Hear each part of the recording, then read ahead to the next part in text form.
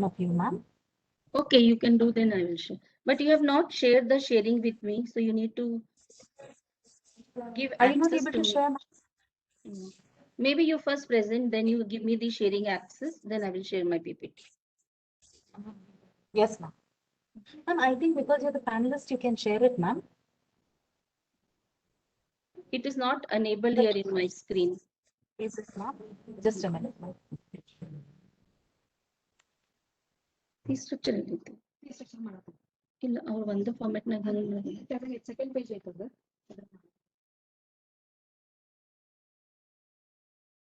ನಂಗೆ ಎಷ್ಟು ಸತಿ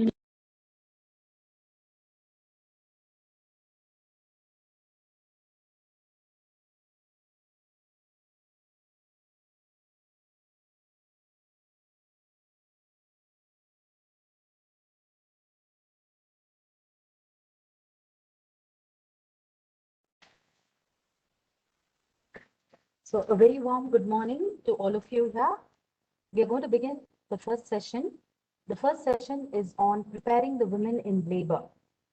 The speaker for this session is Dr. Sudha R. Reddy, Dean and Principal of KLES Institute of Nursing Science, Belagavi. Ma'am is a very eminent personality, and it's indeed a great privilege to have ma'am with us for this session.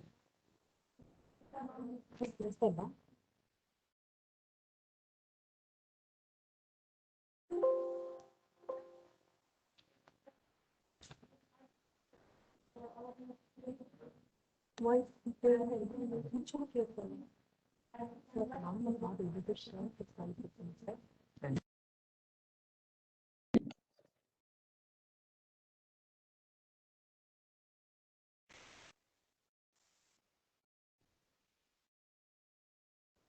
Share option ಕೊಟ್ಬಿಟ್ರೆ ನಾ share ಮಾಡ್ತೀನಿ.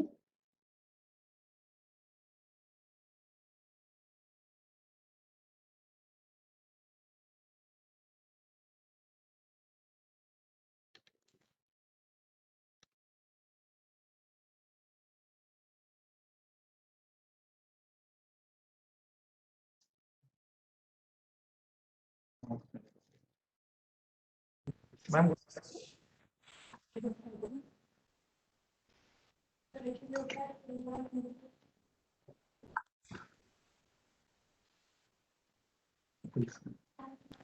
Fine. Yes, ma'am. Ma'am, I'll just introduce further. So we are indeed pleased to have ma'am with us today for the session. Ma'am has completed her UG from College of Nursing, Pune in the year 1992, PG from KLE Institute of Nursing in OBG Nursing, Belgavi, MPhil from Manipal University, PhD from the National Consortium of PhD in Nursing, RGHS and INC. Ma'am is a very active member of Society of Midwives India, which is SOMI. Ma'am has participated in many leadership programs, and ma'am was involved as former chapter secretary, SOMI Karnataka, and former vice president of SOMI India. Ma'am is a part of many UGC, NAC, INC peer team visits for evaluation of university. She's a master trainer for the virtual capacity building program for midwifery faculty organized by INC. Ma'am has many international exposure by attending and presenting in the ICM conferences overseas. Ma'am is also the principal investigator for ukulele project between University of East Anglia, North, UK, and KLE University, Belgavi, and ma'am has visited the UK twice in the year 2013 and 15. Ma'am is also a principal investigator for funded project on mental health for postpartum mothers with Thompson Jefferson University, Philadelphia, USA. Ma'am has organized several international and national conferences and workshops. Ma'am has a total of 27 international and 17 national publications to contribute. Ma'am is also a member of academic bodies and BOS at Waywood University. Ma'am is a PhD guide and examiner. Ma'am also manages dual role at hospital and nursing college. So, this is about our Aditi ma'am. Over to you, ma'am. Thank you for introducing me, and it's a privilege to be here. Virtually in Bangalore. I miss going to Bangalore after we became a deemed to be university. So we used to go for UG exams, stay there for a week, and Ramaya was very close to all of us from our college. And now, because of the deemed university status, we go only for PG exams, and then now because of the COVID since 2 years, on any occasion, I think I have not visited Bangalore. Of course, been at the airport for transit, but then I miss Bangalore, and it's really so warm to be amongst you, especially the Ramaya faculty. And I just would like to remember my friend who lost her life. I used to meet her very often in Ramaya, vice principal. And with this, I start today. Um, Thank you to the principal, Sonali, the head of department of OBG, Shushi, for introducing me, all the faculty of Ramaya, and greetings from Kale University and from personally from myself. And the objectives of this important session, that is the normal delivery, enhancing nurses' clinical competence, as given by you, I think they are very excellently framed. So we would be able to understand the concept of respectful maternity care, counsel the pregnant women and assist for birth preparation, help the women to check uterine contractions and understand the measures to be taken at home, and help women to identify true labor pains, help her to make decisions about hospital admission, prepare birthing environment, and set up labor room and articles for normal delivery. So when we talk about respectful maternity care, there's a whole respectful maternity care charter. If you go to the ICM website, WHO, there's lots and lots of material on respectful maternity care. And now all the Laksha accredited labor rooms have this concept embedded in them. So it's a universal human right due to every child bearing women in every health system around the world. And it includes respect for women's basic human rights during her labor. When she's so vulnerable, she needs someone to be at her side because she's delivering a baby. It's not a disease, it's a physiological phenomena. We all know that. So it includes women's autonomy, her dignity, her feelings, her choices, and her preferences, including very important companionship during the maternity care. And when we all look at our own experiences as a mother, did we get all this? When we go to the government hospitals, we post our students there, we go for supervision, we have labor rooms in our hospital. What are the different scenarios we face with these important human rights? I think all of us know it. We may feel embarrassed to talk about it, but then we will all agree that we are not giving the standard respectful maternity care to the women. And if you really want to know, we don't have to feel so guilty because it's a universal problem. Everywhere people don't think much about it. It's a global problem. It occurs in all the low, medium, and high income countries. And actually, it is a violation of human rights. And about 1/3 of the maternal death which occur in Southeast Asia, and more than 90% occur in developing countries, and everybody faces this. And if you look at it, it's very sad, but it's happening day in and day out.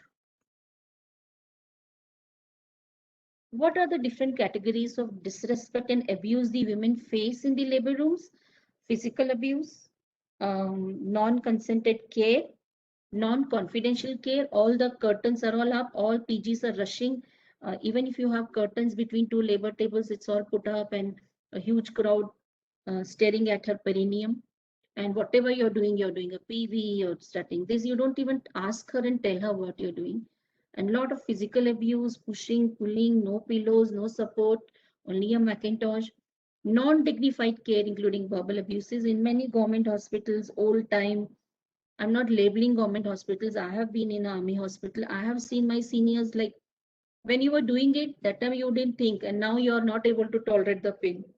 This is a common thing they say. They slap on, when the woman goes up with the pain, especially a primary woman, the head is crowning, and it goes up. She goes up suddenly because of the pain. Then hard they hit on the thighs of hers to pull her down because they are worried that nothing should happen to the newborn. But this is actually a non-dignified care, and it is physical abuse. And discrimination based on specific attributes, because you are from basic, it was found that more Black and Hispanic ethnics undergo this kind of abuse during labor abroad. But in India, if it is an unwed mother, everybody is more curious to know, oh, she's the one who got a baby before marriage. Oh, let's go, she's delivering. So that kind of judgmental attitude towards them. Then abandonment or denial of care. We know in COVID what happened. People came, you were scared for your life. So everybody was like not taking them inside the labor rooms. So they went from pillar to post, someone died on the way. So many things, mishaps happened. And detention in facilities. Sometimes when you're a prisoner and you have been charged with something, many women get pregnant in prisons. What happened to them? What kind of disrespectful care they get is something which needs to be really researched, and it's really, really happening. This concept has come long back. We included this in our syllabus in the last revision. That is, we included obstetric violence and respectful maternity care in our undergraduate curriculum. Luckily, we are a deemed to be university and we have all the academic flexibility. So we did include this, and we also provide a value-added course on respectful maternity care. So a little bit on this very touching topic, like the first kind of abuse is the physical abuse, where there is right to freedom from harm and ill treatment, but you hit them, slap them, push, or even roughly touch a woman, that is a physical abuse. A study conducted in Ethiopia showed that more than 4/5 of the women were the victim of physical abuse. I don't think in India we need to do a study. We all know with our personal experience how much abuse keeps happening around us. Must see all the medical students, interns, literally on the labor table trying to give lot of fundal pressure, which is not at all indicated. But as I said, midwifery is a lost skill, a lost art in India. There are various reasons for that, and we can have discussions throughout the year or decades that why we have lost it. And then we have non-consented care, where the use of language, the level, educational attainment, and cultural background may vary, and all need careful explanation of proposed procedures in a language which they can understand. How many of us do that? They all are lined up, they are sitting in front of the ultrasonography machine. All of them are tied with an NST machine on their belt on their abdomen to monitor the uterine contractions, and nurses have no role to play. They are just running around filling the forms, going for rounds, getting the indent done. Nobody even stands near the patient. The freedom to consent to or refuse care is the right of each patient and client. They can say, I don't want this doctor, I want normal delivery. But does it happen? Research conducted in Ethiopia, Kenya, Tanzania shows that more than half of the patients who have participated had non-consented care. In India, though it is non-consented care only, they come to you, they are at your mercy. Non-confidential care. Patients have a right to privacy and confidentiality during the delivery of services, during delivery especially. And study conducted in South Ethiopia revealed that more than half of the respondents had non-confidential care, especially, lot of funding projects by UNICEF, UNFPO, Japaigo, which happens, they have shown that in Malawi, Tanzania, and Nepal, they believe that maintaining confidentiality and secrets about their health was a component of good quality care. You have a woman who's HIV infected, you have a separate labor room, you can deliver her there, but you don't have to do a propaganda about it and make everyone, oh. And even maintaining her privacy and confidentiality is a very, very important component. There's so many examples, like we have been as tutors, assistant professors in and out of the labor room, maternity wards, going for exams. We have seen this, and it's a very sad thing which happens. I remember one lady, she had an episiotomy and she had come back with gaping of wound, and she was not telling anyone anything. So when we were giving routinely perineal care to her, our students, we had a room where we used to call everyone and make them have care and go back. We had a register maintained. And then we saw a gaping of wound, and she was literally depressed and crying. She said, my husband has refused to come and see me because he's been told that it requires secondary suturing operation, something has toned down. So he says, how can we have normal sex again? So he's literally abandoned me. So many things, when they talk to you about their such problems, you keep them with you and try to give them moral support and good quality care is important. Non-dignified care, like every woman they care for is a person of value and is worthy of their respect. They must honor the dignity. They means we must honor the dignity of each woman in their words, actions, and all non-verbal communications. And dignified care is a right of each of the patients and clients, isn't it? I remember when I delivered my baby, it was in a private hospital because that gynecologist was very famous. So my family took me to his private nursing home. And when I was laboring, they had not even given me a, change of clothes, a gown or something. I was in my sari only. Can you believe? And I don't mind sharing my this experience with everyone to know that even educated women like us can have this non-dignified care. And there was nobody with me. I had terrible pains. I was in pitocin drip. Those of you who have been on that may know how difficult and how painful it is to tolerate it. You feel your back is breaking and you're just going to die. And then there was one Moshi who came to clean the floor. I caught hold of her hand so tightly and I told her, Nanjotena, please, Nan Bituk battery. Like I needed someone with me to be there. There was no one. So that kind of care, that honor and dignity which we need to have should come in. And it is high time we all wake up now, because now the government of India has released in 2018 the midwifery guidelines. It's a whole document on the ministry website. Please take a printout of it, go through it, and I will tell you what's happening in India in the scene of midwifery. Dignified care is a right of each of the patients and clients. So, and then discrimination. All women are equally worthy of respectful care, regardless of ethnic background, culture, social standing of theirs, educational level, or economic status. We all know when we are in big corporate hospitals like Max, this, or Seven Hills in Mumbai. Once I had been to Seven Hills, gone there for exams, my insulin got over. So that was the only one. So we got down from the car, and as soon as you enter, the doors open. It's like a 7-star hotel. And oh my God, I never thought hospitals would look so glamorous, but now we have Medanta, Seven Hills, all those. And there, a film actress, Aishwarya Rai, had delivered over there. So because she's Aishwarya Rai, you take care of her in a different way. And because I'm a laborer and I come to your labor room, you take care of me in different ways, against the ethics of any midwife who studies midwifery, who studies ethics in nursing. So that's why I gave that example. Discrimination is never, never, never okay. Non-discrimination is the right of each patient. And a study again conducted in US showed that there were discrimination in place of birth, color of the people, too much in US, like this racism and color. There's a lot of studies which are done to compare the quality of care they receive. Abandonment of care. Sometimes you leave the mother. I mean, a woman in labor or immediately after birth should never be left alone. I told you I faced that experience when I was left alone. And when my baby was born, the baby didn't cry. And I had delivered so many cases. I mean, in army, I was alone doing more than 800 deliveries. And I used to titrate the pitocin drip, count the drip, maintain the chart, age 16, 32, watch for the contractions. Here, nobody, the drip was running. I was controlling it with my hand.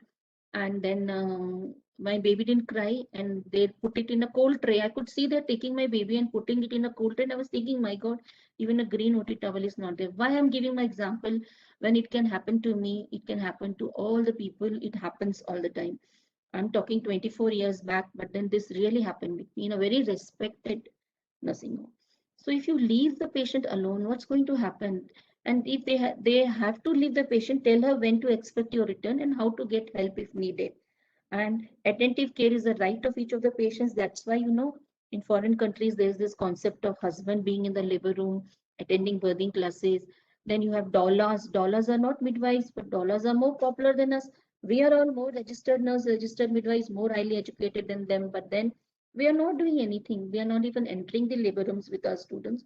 So it's just the PGs, and in foreign countries, the doulas who are doing all these things. So women should be able to have a companion of their choice, such as a family member or community member, with them throughout labor and birth at the health facility. In COVID, they suffered because we never allowed the relatives to go in, and neither we were enough in strength. We were hardly one or two people running around in PPE kits. Imagine what must have happened to them then. And then in detention facilities, a woman or her baby should never be forcibly kept in a facility, and freedom from detention is the right of each patient. You can't tell the women now, you be there, your baby is there separately in a crib. That crib thing is not there. Olden days when we went for exams, we could see one crib in front of every labor bed, but now, as per the new government guidelines, you shouldn't have those cribs. They should be removed. Baby should be roamed in with the mother. So preparation of birth, after this, when you talk about preparing the woman for birth, it includes counseling the pregnant women, telling her about the danger symptoms and assessment of fetal well-being. There's a very beautiful normal safe delivery app which we have introduced in our 4th-year curriculum. Please download it, and it's freely available by ministry. I know the person, Tarun, who has done it from his company, and always in touch. You just see there are such beautiful picturization of the normal delivery or the safe birth app. So what do you counsel the pregnant woman about? A general point, like you tell her what is important for improving or maintaining her health of her baby before and after birth, and health promotion points such as nutrition. Why I'm not telling in detail, because we studied so much in Datta, all that big things. 15 marks ka question come and we answered the diet, footwear, this, that. So I'm not telling it in much detail, just health promotion issues need to be told to her, and also common symptoms of health risk that may affect her or her baby. And additionally, you can involve the family members, in particular her husband or partner, so that they know the potential risks and get prepared for both of them psychologically and also economically. Like, you need to tell a woman who comes from a village, if you have this signs, please book Innova and keep, because every village now there are gadis and vehicles which go. There is some driver in your neighborhood, you tell him and keep, in any time in the middle of the night, if you call you, please take us, because on the way we don't want anything bad to happen. Now the best thing is 108, which is really a huge success in India. And danger symptoms, you need to tell the pregnant women before 20 weeks what can happen in all visits after 20 weeks, what are the things, and you need her to be aware of it. You can have flyers, charts in your antenatal OPD. Students can go do it like a big health promotional program. We go to the PHCs and USCs when they have the weekly immunization, antenatal immunizations. We go there. We have in our hostel 2-3 coconut trees, so we get plugged many coconuts, and then we do that Simanta ceremony, because free they will not come and listen to you. So we give them coconut, one blouse piece, and the students carry a lot of fresh vegetables, fruits, and all, to show them the, what are these important source of nutrition. And then we also do what for them, role plays they do for them, and Avalaki and tea we make from our NSS. We have funding, so we treat them. So they come, they listen to you, and many of them get benefited. So I won't tell about the danger symptoms also, because it's not the scope of my presentation, but all of us are midwives here. We know these are the things which need to be reported. And then assessment of fetal well-being, I come back to basics. To miles, 2 common ways to record fetal kicks is Cardiff count to 10, which you need to tell each mom, especially if she's a high-risk mom, that in 8 to 12-hour period, it should have at least 10 baby movements. By the way, Cardiff is a place in near England somewhere. And then 1 to 2 hour method is one which is done while lying on your left side for 30 minutes after eating without distractions. After an evening meal might be an ideal time to record. So baby should move 10 times within an hour to 75 minutes.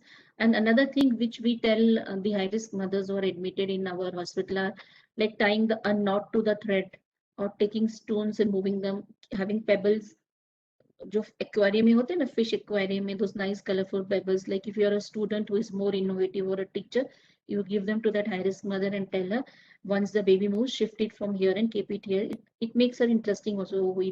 And tying a knot to the thread. So these are some things which you can teach the high risk moms. Nowadays we have Dopplers, we have fetoscopes. Fetoscope I like more, because this is my favorite instrument. I have 5 of them behind somewhere. I don't know, you can't see them, but I always keep them with me, and I have learned to record fetal heart sound with the fetoscope only. Till now, with that, I can't do it properly. So we need to assess, teach them. This is a concept of birthing classes. Abroad, it is a hit. Compulsorily they attend. So these birth and parenting classes will help couples to get ready for labor, birth, breastfeeding, and caring for a newborn baby. And going to classes will help them feel more confident as the birth approaches. This is where midwives can do miracles. I mean, you imagine if you have a antenatal birthing class, a group of you open it, and then all the engineers, software engineers, doctors, internal medicine people, everybody wants to have a normal birth, and they want to undergo, because everyone may be a doctor or a surgeon or an anesthetist or a scientist, but they are parents. They would love to have a normal birthing experience in a small village in Kerala where Priyanka Idukala does it. And then you have the Fernandes Foundation now doing midwifery thing course which they have started. I mean, everybody wants to have. So this is the new thing in India. If you invest in this, people will always want to have normal births. And going to classes will make them feel more confident. And you teach them what is this antenatal birthing classes about. You teach them about how to prepare for labor, the science of labor. Even in our OPD, we can have this. Ask the doctors that can we have a small room where we will try to teach them this. We can do this. The different stages of labor, what are the different birthing positions. When you look at the government guidelines now, the Laksha guidelines, they have a midwifery-led labor unit in each government hospital. And the woman is free to move around, take different positions, have a birthing ball, and a lot of relaxation and breathing skills to use during labor, which we call in our more technical language, Lamaze techniques or Bradley's technique or Kitsingi method. We have all that in our Nielsen and May, those foreign maternity books. And then early parenting, how do they get into it? Breastfeeding, a very important thing. World Breastfeeding Week is coming now. And that, if you motivate both of them, check for retracted nipples, inverted nipples, teach them how to pull it out. It's a very simple measure which will 100% solve the problem of breastfeeding during the postnatal time. And then how does the newborn baby behavior? You should not panic if it cries, if it passes motions 12, 14 times. So the number of times it breastfeeds, it can pass too. So all these things need to be told to the parents. It's very, very important psychologically also for them to undergo this antenatal birthing classes. Then there are many kinds of classes like you can have early pregnancy classes, Lamaze classes, active births. When you look at the website, Facebook, every state has a network, Bangalore Birthing Network. I have been with those people. I will share their details with you. You can go and have a look at them. So they have the Bangalore Birthing Network, and every state, Mumbai has a network, and they run these classes. The other time, Augustine Kohlberg, my friend, she's a voluntary midwife who goes around the world. She was in India for so many months. I couldn't meet her because of the COVID. She was there. So many water births she did there, and there were parents coming to her in spite of COVID. So these things are happening. So I'll tell you that what is happening is we have this normal colleges like ours who are attached to labor rooms and maternity wards. We have 100 students, but they just go take copy down something, case paper, some presentation we do, we come back, we go to labor room, we force a teacher, go stand there with the student, she stands there, 8 hours duty she does. But how much chance do the doctors give us to conduct normal deliveries? Those who are lucky conduct some. And that is what is happening in the education scenario. But these people, these NGOs, these birth networks or birth homes or birth villages are coming up. Foreign midwives are coming in and they're training them. Why Evita Fernandes is so famous and doing so well? Because she is a director of midwifery, Indy Kaur from RCM, who is there training them and making them confident. So these are Lamaze classes. People pay, some people conduct it in India also. Foreigners, a huge amount, 21,000 something. See, even if I enroll for these Lamaze classes, sometimes I thought as a teacher, now I'm an administrator, so I don't get time. But then what would I do? Would anyone allow me to do these Lamaze classes? Because the environment, there's no career pathway for us to do these things. But these are things happening, and I just want you all to know this happens and then teach them about the active birth, learning birthing techniques, positions, etc. There is something called as Calm Birth and Child at Birth Education Program based on understanding of the birth process. And hypnobirthing is there. We all know, we have studied about it. I met the lady who had done the hypnobirthing. She gave me her book. She signed it for me. I don't remember her name now. I met her in Toronto, I think, in an ICM Congress. And then aqua antenatal classes, because hydro births, they are doing antenatal yoga or pilates. If you do a interdisciplinary midwife-led labor room where you have doctors like this, yoga, Ayurveda, they want normal deliveries to happen, and they will help you with all their rubs and they use some oil to dilate the cervix. How scientifically correct it is, I don't know, but if you form a team and you do the research, evidence-based and form, this we will do from Ayurveda, this we'll do as a midwife, this we can use the physiotherapists because they also do this. My physiotherapy friend is there. She has her own way of doing antenatal exercises, postnatal exercises, use of pellets, and then preparation for breastfeeding. So these are the things which happen, and this is a delivery room with a lot of dignity. Like if you look at the labor rooms, how are the labor rooms where we post our students? My one, we are a 2,400 bedded charity hospital where 1,200 charitable beds are there, and the other side is the corporate side. But in this 1,200 charitable bedside, we have a labor room which looks exactly same. We have curtains and with all these things between them to give them privacy. So if you have a quality in labor room, you know you need to have privacy, you need to have infection control practices, you need to have trained staff, enough staff. If there's one nurse, she can't do anything. In availability of drugs, doctors, then cartograph, which we always neglect, only theoretically we teach, referrals, behavior of your staffs there, the team, how they respect each other. The doctors are always yelling at the nurses, making them do work, and then just standing there is not the teamwork. Then management of complications, protocols, and labor room register. All these things are basic, simple things which how a quality labor room should be. And if you do the assessment of labor room, then I won't go into detail. You know what every labor room should have, and what are the drugs and trays and all kept there. And this is how a labor room looks like. This is the Kenny's pad, which we all used to have when we were teachers, sorry, students, and working in the ward. This is a nice privacy given to the woman. This is a lot of water for hand washing, and a watch should be there somewhere to monitor the birth, electronic weighing machine. I'm not going because this is all common. All of us are supposed to know this. This is a very important lamp which will help you to suture the episiotomy, the radiant warmer, etc. So, and this is a delivery trolley. We all know what is required. You have this presentation of mine. I want to talk more of what is actually happening. And then you have the newborn care center. And these are the things which need to be there. And this is the set for episiotomy. Actually, evidence-based episiotomy should not be done. But if episiotomy is done, then this is the, sorry, the cesarean section set procedures and the minor procedures. This is a cesarean section set, and this is the requirement for episiotomy.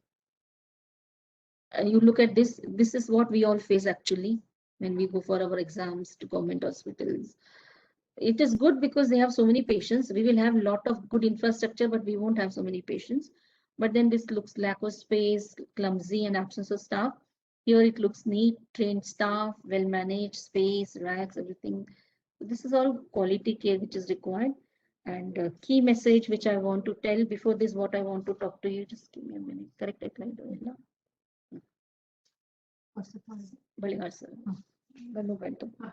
So lots is happening. We have around 8 or 9 national midwifery training centers coming up in India, in different government hospitals. Sad part is that government gives to only government hospitals. How much ever we fight for them, I fought tooth and nail to get a national reference midwifery training center in Keli.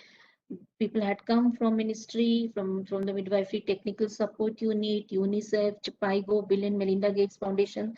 There are 5 sponsors like Chapaigo, UNICEF, Bill and Melinda Gates, midwifery technical support team. So all these people know they are funding one center. So they have some 6 centers.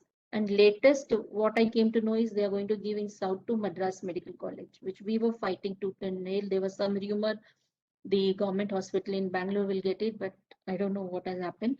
Anyway, even if we have lost the national level midwifery training centers, we can all still apply for the state level midwifery training centers, colleges like yours, mine, other deemed to be universities.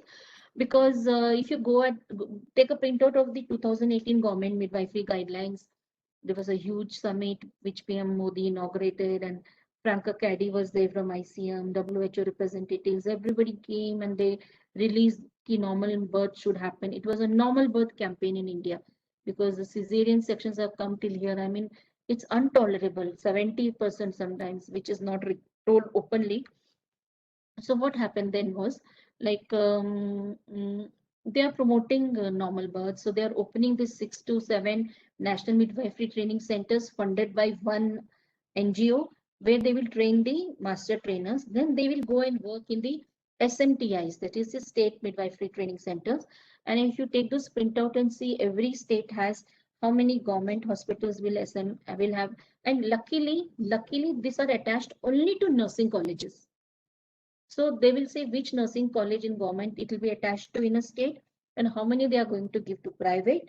So there are some 9 or 10 private nursing colleges who make it in Karnataka. And then how do you apply for it? What is the checklist for an NMTI or a SMTI?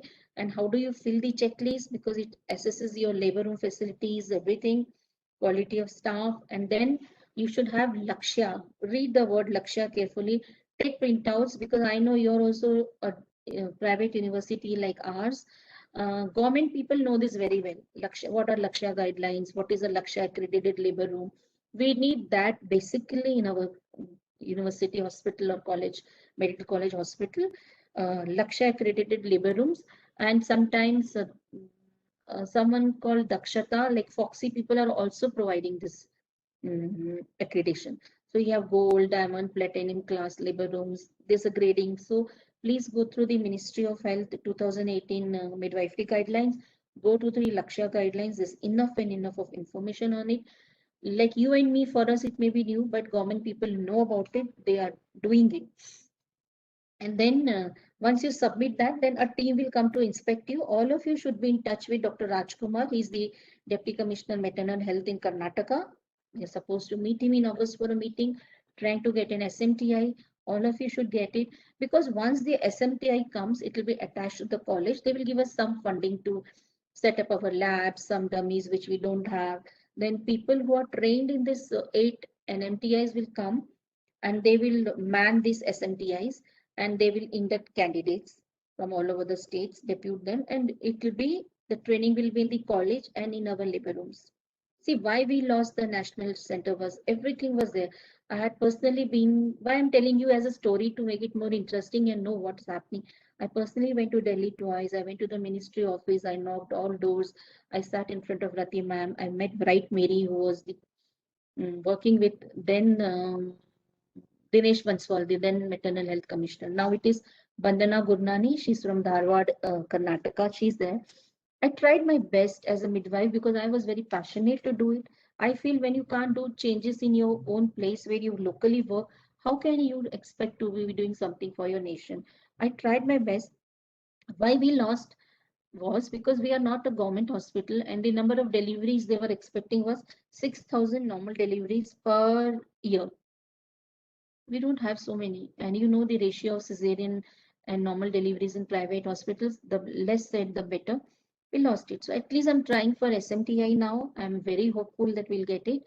And we can, you know what will happen if this happens, if this comes up, we can have more well-equipped, not that my midwifery skill lab is not, it is one of the best equipped skill lab. We get a lot of budget and we buy a lot of mannequins and we have a lot of lab classes for midwifery, but then we'll get more equipped. We'll have trainers here. They will be all the time 24/7 in the labor rooms and maternity area.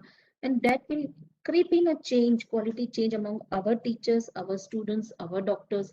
And somewhere we will have a midwifery led labor room in the hospital where you tell, okay, give us the low risk cases. If there are 10, 15 cases happening every day, we say, okay, 40% cesareans, you feel they are high risk, it is remaining, give it to us, we will do it. For that, we need our teachers there around the clock, we need our students there around the clock, we need a good interdisciplinary team. And that can happen if we get an SMTM. Please try for it. And then what the key message now here is that scenario of midwifery skills India has changed drastically. Government of India and various state organizations acknowledge the need for nurse midwives. Many studies, Lancet series, so many studies done that wherever there are nurses and midwives, the maternal maternity rate comes down. And midwifery syllabi needs to be competency based. It has happened. We are all waiting this year onwards. The new syllabus comes in, and there need to be leaders who will rapidly change the healthcare environments. If you do not have a good leader, like we all look ki koi to aayega, somebody will come, mentor us, train us, tell us to do this, tell us. No, we have to become leaders to take the challenges of the rapidly changing healthcare environments. And until unless we have good knowledge, skill, and we are not confident, the doctors will not listen to us and trust us.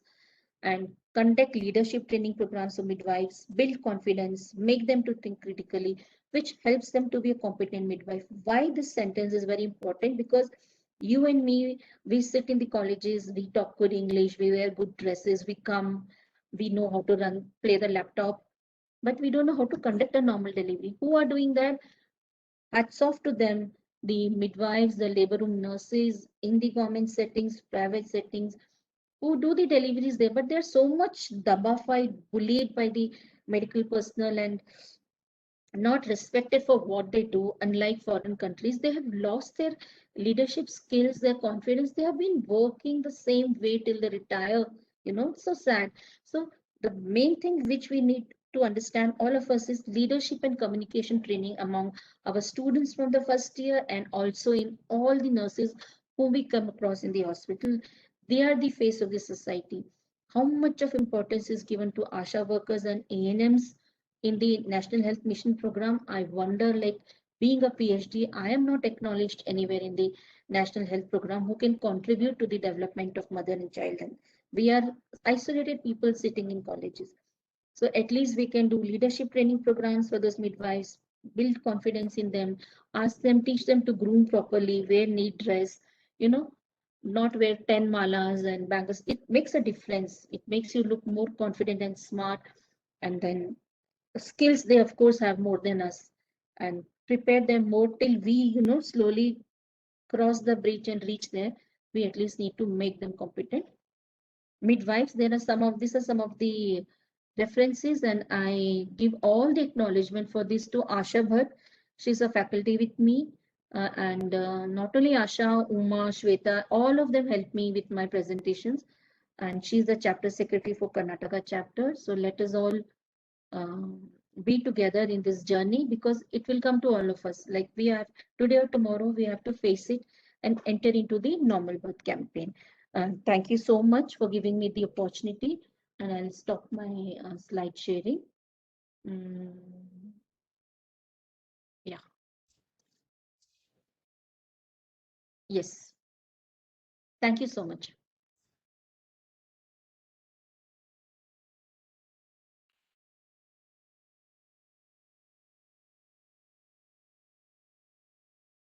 Shusha, finished?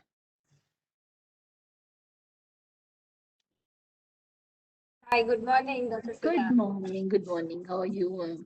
I'm good. How are you? Yes, I'm doing fine. Thank you. It was truly inspirational listening to your talk. I sat through, I was very keen what you're going to speak. And I'm truly happy that we connected with you. I wanted this concept to come forth to my faculty, to the students, the attendees of this workshop. Personally, I've been very Hello. passionate about the midwifery. In fact, I wanted to do my post-graduation in midwifery, which somehow did not happen. But I think I'm still connected with midwifery. At Ramaya, I have a very good team in the OBG department, which is led by Ms. Sangeeta. We have another 4 to 5 faculty members who are also very good at their work. We just wanted to connect with these organizations in the last couple of years. As you mentioned rightly in your talk, we have been connected with Fernandez organization. We have been connected with Bangalore Birth Network. In the 2019, the Bangalore Birth Home has come up, so we are connected with them as well. And we are also in touch with Dr. Rajkumar. I do agree with you, Dr. Sudha, that we need to have center of, training centers that are allocated to nursing colleges. And even at my level, I've been trying hard to get a training center at state level with Ramaya, because as like KLE, we do have a very good skill lab with us. And I do believe that my team is capable here to guide nurses once they are trained. We do have planned to send some of our faculty for the TOT program also, so that they can be trained as master trainers and they can take this forward. I guess you are very passionate about this work, and being a very senior person who is of the same specialty, you are very much involved in Somi's work also. Not just that, you are internationally connected with international midwives and their work. So we really value your presence for today's talk, and we wish to continue with this collaboration with you. As you were rightly saying that, research needs to be conducted to create an evidence. So if there's anything, do keep us in mind. We would like to work together. So I think one person can definitely make a difference, but when we come together, I'm sure we make a bigger difference.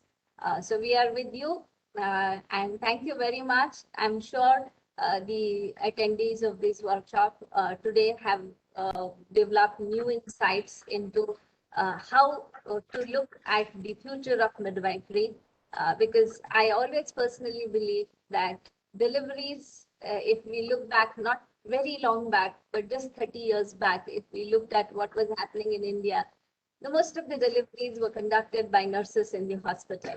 And it's very recent, it's not very long ago that the doctors have taken over, especially in cities where tertiary care hospitals are existing.